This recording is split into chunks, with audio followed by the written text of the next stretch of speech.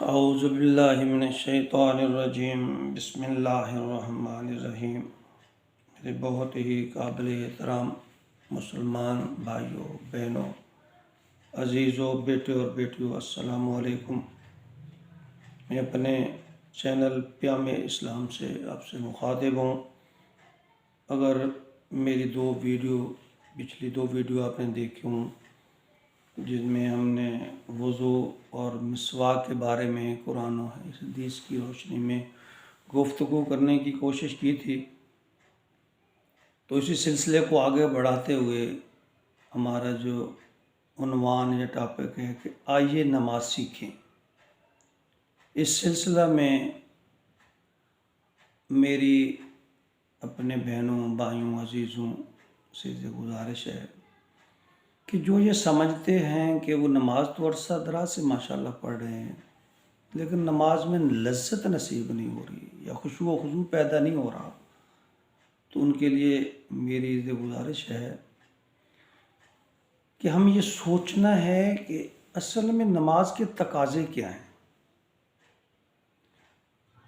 نماز ہم سے کیا تقاضا کرتی ہے۔ تو پہلے ہم نے اس کا علم حاصل کرنا ہے اور پھر اس پہ عمل کرنا ہے۔ ہم مل کے سیکھنے والے ہیں، طالب علم کی حیثیت سے ہم سب یہ تمام باتیں علم جو نبی پاک صلی اللہ علیہ وآلہ وسلم کی پاک فرمان کے مطابق، بزرگان دین کے احکامات کے مطابق جب ہم مطالعہ کریں گے تو بہت سی چیزیں کھل کے سامنے آئیں گی، کیونکہ علم کے بغیر عمل اور عمل کے بغیر علم دونوں بے سود ہیں۔ اور میں پورے وثوق سے اللہ رب العزت کی رحمت سے پر امید ہوں کہ اگر آپ لگاتار میری یہ ویڈیوز دیکھیں گے تو انشاءاللہ نماز میں لذت بھی آئے گی، خشوع و خضوع بھی پیدا ہوگی۔ تو میری آپ سے یہ گزارش ہے کہ یہ میری ویڈیوز اپنے چھوٹے بچوں کو بھی دکھائیے گا تاکہ بچپن ہی سے ان میں نماز سے شغف اور محبت پیدا ہو جائے۔ تو مناسب سمجھیں تو میرے اس چینل پیام اسلام کو سبسکرائب کریں تاکہ ہر آنے والی ویڈیو تسلسل کے ساتھ آپ تک پہنچتی رہیں، تو آپ اس سے مستفید ہوں۔ انشاءاللہ مجھے بھی ثواب ہوگا، آپ کو بھی اجر ملے گا، لیکن ایک بات میں سب سے گزارش ضرور کروں گا کہ خلوص نیت کے ساتھ اللہ کی رضا کے لیے یہ ہم نے سیکھنا ہے تاکہ ہماری نمازیں بہتر ہو جائیں۔ تو آئیے ہم اپنے ٹاپک کی طرف آتے ہیں۔ آج کا جو ہمارا آئیے نماز سیکھے کے بارے میں جو ٹاپک ہے وہ نماز کے فرائض۔ ہم قرآن و حدیث، علماء کرام، بزرگان دین کے فرامین کی روشنی میں نماز کے فرائض کے بارے میں گفتگو کرنے کی کوشش کریں گے۔ نماز میں کل 13 فرائض ہیں، 7 نماز سے پہلے کے اور 6 نماز کے اندر۔ جو 7 پہلے فرائض ہیں ان کو بعض علماء کرام شرائط نماز بھی کہتے ہیں۔ تو آئیے فرداً ہم تھوڑا سا اس کے اوپر روشنی ڈالنے کی کوشش کرتے ہیں۔ پہلا فرض بدن کا پاک ہونا، یعنی جسم پہ نجاست وغیرہ نہ لگی ہوئی ہو، اگر غسل وغیرہ کی حاجت ہے تو غسل کر لینا چاہیے۔ نمبر 2، جگہ کا پاک ہونا۔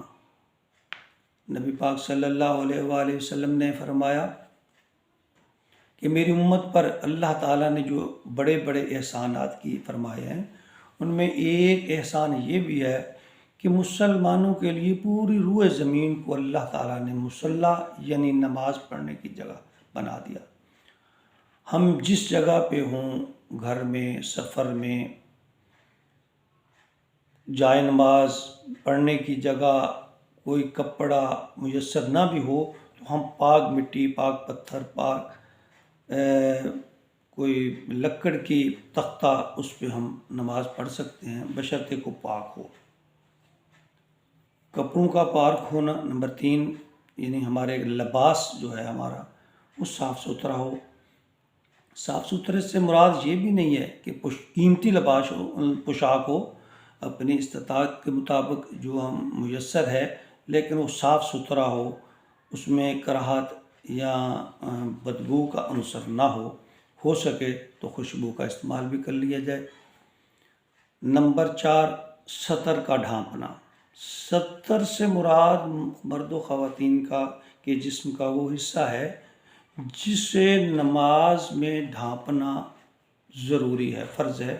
خواتین کے لیے ہاتھوں، پاؤں اور چہرے کے علاوہ ان کا تمام جسم سطر کہلاتا ہے، اور مردوں کے لیے گھٹنوں سے لے کر، یعنی گھٹنوں سے لے کر ناف تک کم از کم اتنا جسم ڈھانپنا ضروری ہے۔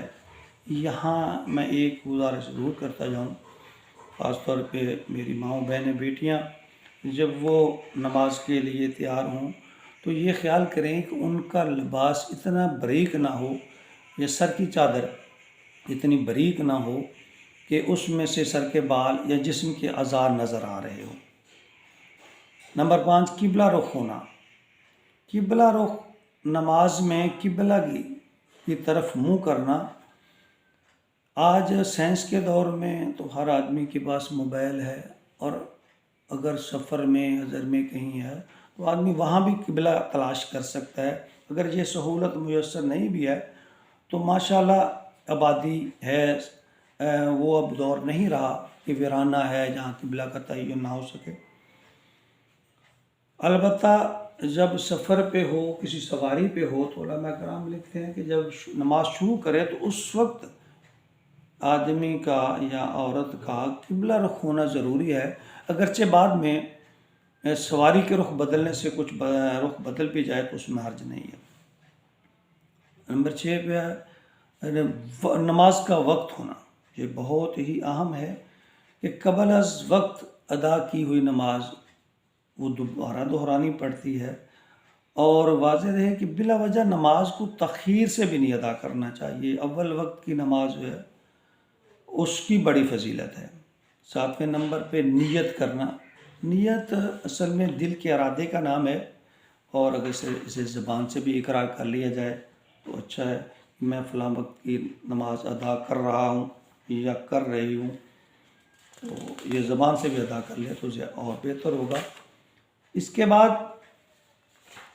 فرائض نماز، جو نماز کے اندر فرائض ہیں، جو ہم نے اب تک گفتگو کی ہے، یہ ہے نماز کے پہلے شرائط یا فرائض۔